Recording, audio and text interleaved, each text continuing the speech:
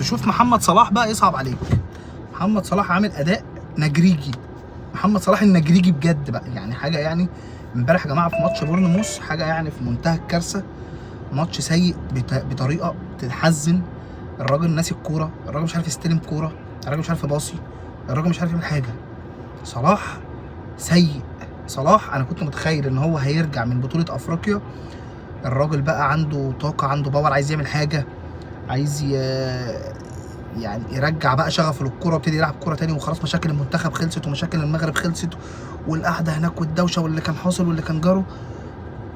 اداء نجريجي، حاجه يعني في منتهى البؤس. محمد صلاح يصعب عليك، ليفربول نفسه يصعب عليك. هو طبعا متاثر بمستوى الفرقه ككل، متاثر بشكل الفرقه، وارني سلوت عامل اداء كارثي، فالراجل متاثر مع الفرقه زيه زي الناس. الفرقه كلها تحسها مش شايفه، الليفر كله مش شايف، الليفر كله بيقدم مستوى محزن محزن محزن.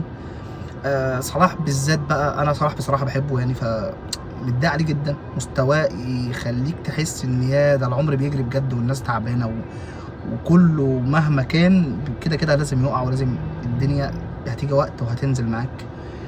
دي كانت نقطه عن صلاح. النهارده الزمالك رجع تاني للماتشات، هيلعب ماتش مع المصري في بطوله الكونفدراليه.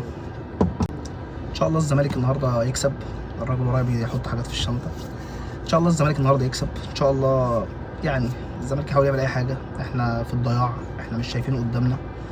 احنا الزمالك محتاج لعيبه، الزمالك محتاج فلوس، الزمالك محتاج يفك قيد. الزمالك انا حزين جدا على الزمالك. انا الزمالك بالنسبه لي يعتبر من اهم حاجات في حياتي. الواحد حزين بجد، حزين على اللي بيحصل في الزمالك، مخنوق بشكل ما تتخيلوش. الزمالك ان شاء الله النهارده يكسب، ان شاء الله النهارده يفرحنا. نحاول نعمل حاجه، نحاول نكمل على اللي جاي. ان شاء الله الزمالك يحاول يعني الايام اللي جايه دي يكون مختلف، يكون يحصل اي حاجه تحل مشاكلنا، يحصل اي حاجه. ما عنديش حاجه وما عنديش دليل وما عنديش اثبات ان احنا هيحصل تطور او هيحصل اي حاجه. احنا من سيء لاسوء، اداريا، ماديا، فنيا، كل حاجه. حزين جدا على الزمالك. ان شاء الله الزمالك كده كده في المنافسه في الكونفدراليه، منافسه في كاس مصر، منافسه في الدوري. ان شاء الله نقدر نعمل حاجه، ربنا يسهل علينا. سلام.